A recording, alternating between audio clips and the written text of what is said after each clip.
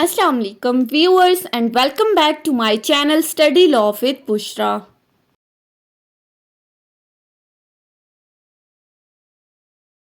So we were discussing Land Revenue Act 1967. We have discussed up till section 87. In this video we are going to start from section 88. But before starting the discussion, I request you all to please subscribe to my channel and don't forget to press the bell icon for latest updates. Do share this video with your friends and don't forget to comment your feedback. So let's move towards the discussion. Section 88 of Land Revenue Act 1967 deals with the topic of sale of holdings कि holdings को sell out करके arrears की recovery किस तरह से की जा सकती है. सो सब सेक्शन 1 की तरफ आ जाएं. When an arrear of the land revenue has accrued and the foregoing processes are not deemed sufficient for the recovery thereof, कि जब भी arrears of the land revenue accrue हुए हैं यानी कि बकाया जात जब भी किसी लैंड के हुए हैं और इससे पहले जितने भी प्रोसेसेस हमने डिस्कस किए हैं उनके थ्रू एरियर्स की रिकवरी नहीं हो सकी, तो ऐसी सूरत में इस सेक्शन के अंदर जो तरीकाकार बताया गया है वो अडॉप्ट किया जाएगा. The collector with the previous sanction of the Board of Revenue may in addition to or instead of all of any of those processes sell the holding in respect of which the arrear is due. तो collector क्या कर सकता है? Collector के पास ये power है कि वो बोर्ड ऑफ रेवेन्यू की सैंक्शन के साथ यानी कि उसका अप्रूवल लेते हुए वो उस होल्डिंग को सेल आउट कर सकता है जिसके ऊपर arrears of the land revenue accrue हुए हैं, यानी कि जिस जमीन के बकाया जात हैं उसी जमीन को सेल आउट करते हुए आप एरियर्स को रिकवर कर सकते हैं, लेकिन subject to the approval of the board of revenue. Board of revenue का अप्रूवल मस्ट है. या तो आप पिछले जितने भी प्रोसेसेस बताए गए हैं उनकी एडिशन में या उनकी सब्स्टिट्यूशन में उनको छोड़ के ये प्रोसेस अडॉप्ट करके आप एरियर्स को रिकवर कर सकते हैं. अब इसी सेक्शन में एक प्रोवाइजो बताई गई है और वो प्रोवाइजो क्या कहती है? Provided that the land shall not be sold for the recovery of, कि कब आप लैंड को सेल आउट नहीं कर सकते एरियर्स को रिकवर करने के लिए.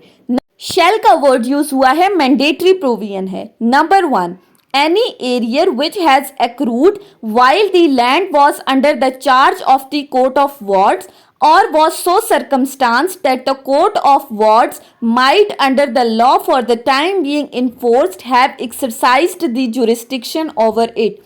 आप किसी भी ऐसी लैंड को सोल आउट नहीं कर सकते एरियर्स को रिकवर करने के लिए जिसके एरियर्स तब एक्रू हुए हैं जब वो लैंड किसी कोर्ट ऑफ वार्ड के चार्ज के अंडर थी. ऐसी सूरत में उस लैंड को सेल आउट करके रिकवरी नहीं की जा सकती. Number 2, any arrear which has accrued while the land was under the attachment under section 85, या फिर कोई भी ऐसी लैंड जिसको सेक्शन 85 के अंडर अटैच किया गया है कलेक्टर की जानिब से, उस लैंड को भी सेल आउट नहीं किया जा सकता.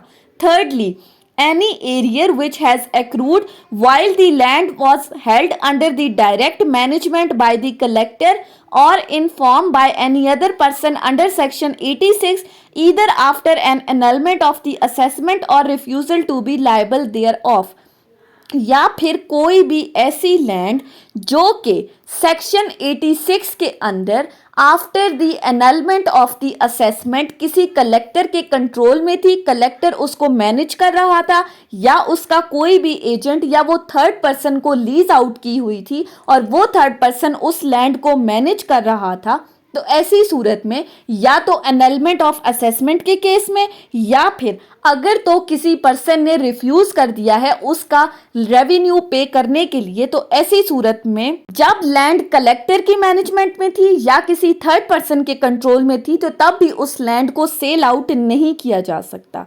उसके बाद आ जाते हैं सेक्शन 89 के ऊपर. सेक्शन 89 क्या कहता है?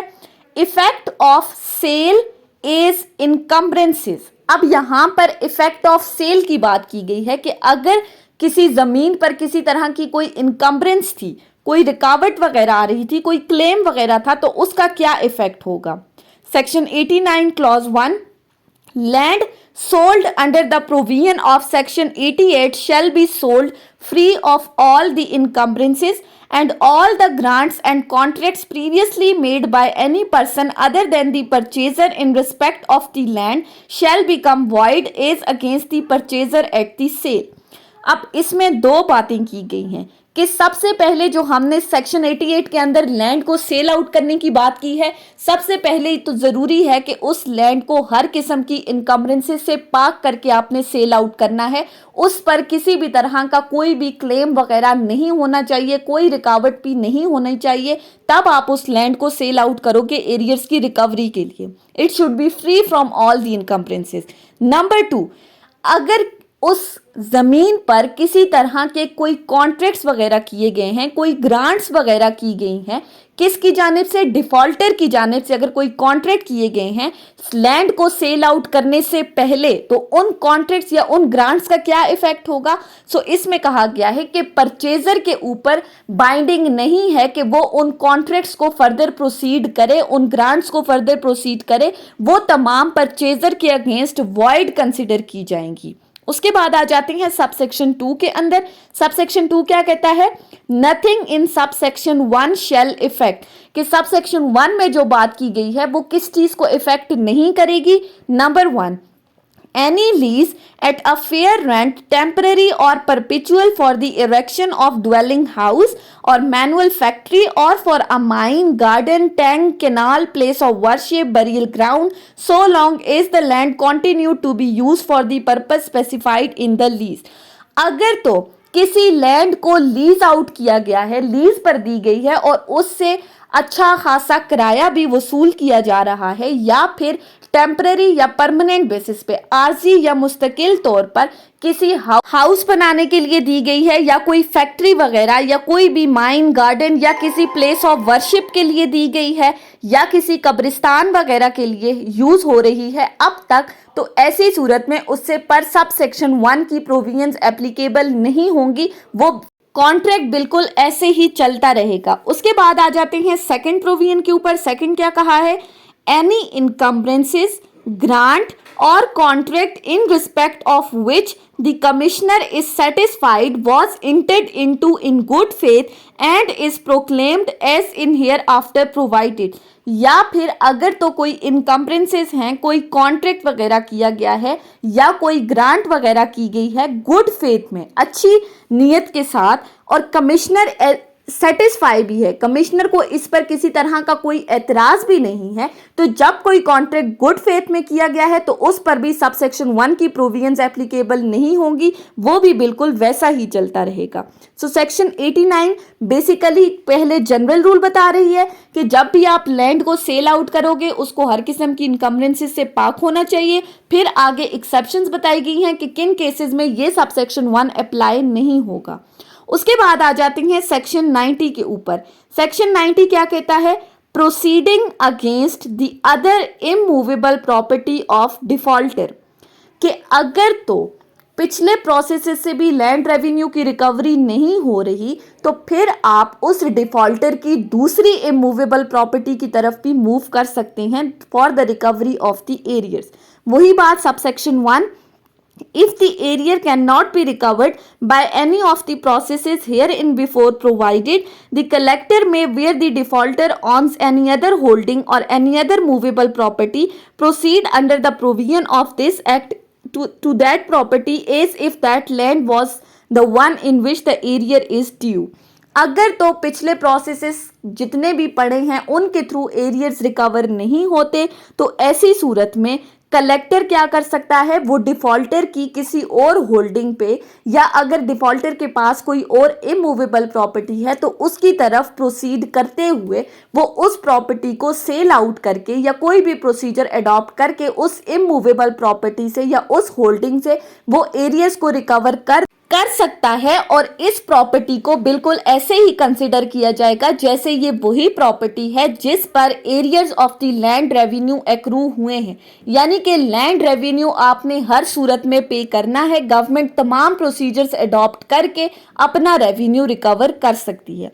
इसी के साथ एक प्रोवाइजो अटैच की गई है और वो प्रोवाइजो क्या कहती है, that no interest save those of defaulter alone shall be so proceeded against, and no encumbrances created, grants made or contract entered into by him in good faith shall be rendered invalid by the reason only of his interest being proceeded against. अब इस proviso के अंदर वही बात की गई है जो सेक्शन 89 में हमने डिस्कस की थी कि अगर तो इस लैंड के ऊपर किसी तरह के कोई कॉन्ट्रैक्ट्स, कोई ग्रांट्स वगैरह की गई हैं जो कि गुड फेथ में हैं, तो उनको वो बिल्कुल उसी तरह रहेंगी, उन पर किसी तरह का कोई भी इफेक्ट नहीं होगा इस होल्डिंग को सेल आउट करने के साथ। सबसेक्शन 2 क्या कहता है, when the collector decides to proceed under this section against immovable property other than the land in respect of which the arrear is due, he shall issue a proclamation prohibiting the transfer or charging of the property. के ऊपर वाली provision में हमने क्या कहा कि collector जो है वो उसकी दूसरी इमूवेबल प्रॉपर्टी से भी एरियर्स को रिकवर कर सकता है। सब सेक्शन 2 कहता है कि जब कलेक्टर ने ये चीज डिसाइड कर ली है कि वो इस डिफॉल्टर की दूसरी इमूवेबल प्रॉपर्टी से एरियर्स को रिकवर करेगा, तो ऐसी सूरत में उसके लिए कंपलसरी है कि वो एक प्रोक्लेमेशन करेगा, इस चीज का बकायदा ऐलान करेगा और साथ ही उस डिफॉल्टर को प्रोहिबिट कर देगा कि वो इस प्रॉपर्टी को फर्दर किसी और को ट्रांसफर ना करे और ना ही इस पर किसी किस्म का कोई भी चार्ज लगाए। उसके बाद है सबसेक्शन 3।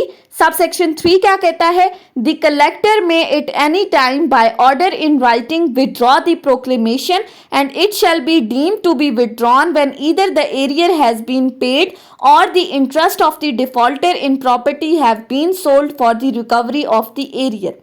अब इसमें कहा है कि कलेक्टर किसी भी वक्त एक रिटन ऑर्डर के थ्रू जो प्रोक्लेमेशन उसने की है उसको विड्रॉ कर सकता है, और ये जो प्रोक्लेमेशन वो विड्रॉ करेगा ये किन सिचुएशंस में कर सकता है। सो इसमें दो बातें बताई गई हैं कि अगर तो जिस लैंड के एरियर्स हैं वो arrears of the land revenue या तो पे हो चुके हैं तब वो प्रोक्लेमेशन को विड्रॉ कर सकता है, या सेकेंडली अगर तो जो डिफॉल्टर हैं प्रॉपर्टी के अंदर उसका इंटरेस्ट सेल आउट हो गया है तो ऐसी सूरत में भी कलेक्टर अपनी प्रोक्लेमेशन को विड्रॉ कर सकता है। उसके बाद आ जाते हैं सबसेक्शन 4 के ऊपर। सबसेक्शन 4 क्या कहता है, any private alienation of the property or any interest of the defaulter therein whether by sale, gift, mortgage or otherwise made after the issue of proclamation and before the withdrawal thereof shall be void। कि अगर तो proclamation हो गई है, ये चीज confirm हो गई है कि इस लैंड को सेल आउट करके या किसी भी प्रोसीजर को अडॉप्ट करके एरियर्स की रिकवरी होगी, और ये defaulter after the issuance of proclamation वो क्या करता है, अगर अपनी प्रॉपर्टी को किसी दूसरे बंदे को गिफ्ट कर रहा है या मॉर्टगेज कर रहा है या सेल आउट कर रहा है, तो ऐसी सूरत में ये जितनी भी सेल, मॉर्टगेज या गिफ्ट है ये वॉइड कंसिडर की जाएंगी, इनकी किसी तरह की कोई भी वैल्यू नहीं होगी। सबसेक्शन 5 क्या कहता है, in proceeding against the property under this section the collector shall follow as nearly as the nature of property may admit the procedure prescribed for the enforcement against the land on which an area of the land revenue is due। अब इस section के under जो procedure adopt किया जा रहा है ये subsection 5 कहता है कि कलेक्टर जो nature of the property allow कर रही है, यानी कि जो डिफॉल्टर की दूसरी इमूवेबल प्रॉपर्टी है उनकी नेचर जो अलाउ कर रही है, तो कलेक्टर अब से पहले हमने जितने भी प्रोसेसेस डिस्कस किए हैं उनको अडॉप्ट करते हुए एरियर्स की रिकवरी कर सकता है। उसके बाद आ जाते हैं सेक्शन 91 के ऊपर, जो कि आज की इस वीडियो का लास्ट सेक्शन है।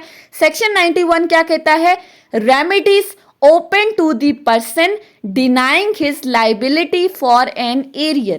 अब इस सेक्शन के अंडर बेसिकली रेमेडीज की बात की गई है।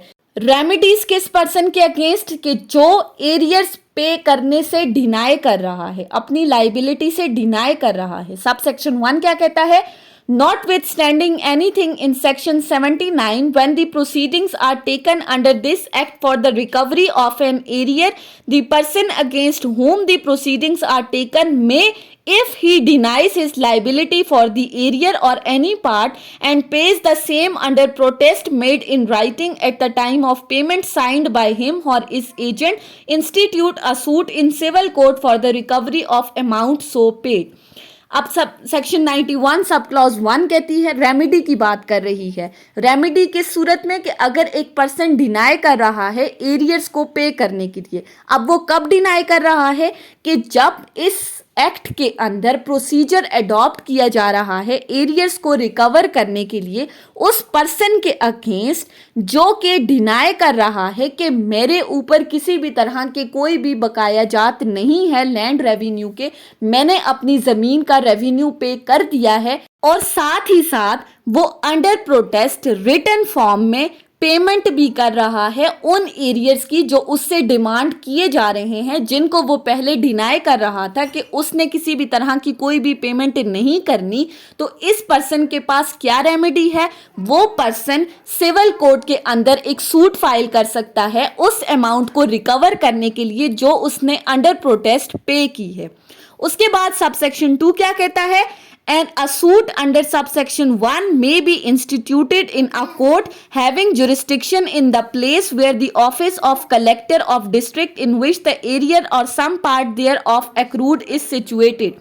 अब इस सबसेक्शन में बेसिकली सिविल कोर्ट की जुरिस्डिक्शन की बात की है कि आप जो सिविल सूट फाइल करोगे वो कौन सी कोर्ट में फाइल कर सकते हो, किसी भी ऐसी कोर्ट में जिसके पास जुरिस्डिक्शन है किस जगह की, कि जहां कलेक्टर का ऑफिस है या जहां पर जिस जमीन से रिलेटेड एरियर्स को रिकवर करने की बात की जा रही है वो जमीन जिस जगह पर सिचुएटेड है उस जगह की कोर्ट के अंदर आप सूट फाइल कर सकते हैं। सो ये थी हमारी आज की डिस्कशन सेक्शन 88 से सेक्शन 91 के ऊपर, जिसके साथ ही हमारा process of recovery of arrears of the land revenue खत्म हो चुका है। हमने 1 बाय 1 एक एक प्रोसेस को डिटेल में डिस्कस किया है। So that was all about today's lecture. I hope कि आपको ये लेक्चर समझ में आया होगा अगर आपने इस वीडियो को अटेंटिवली सुना है तो।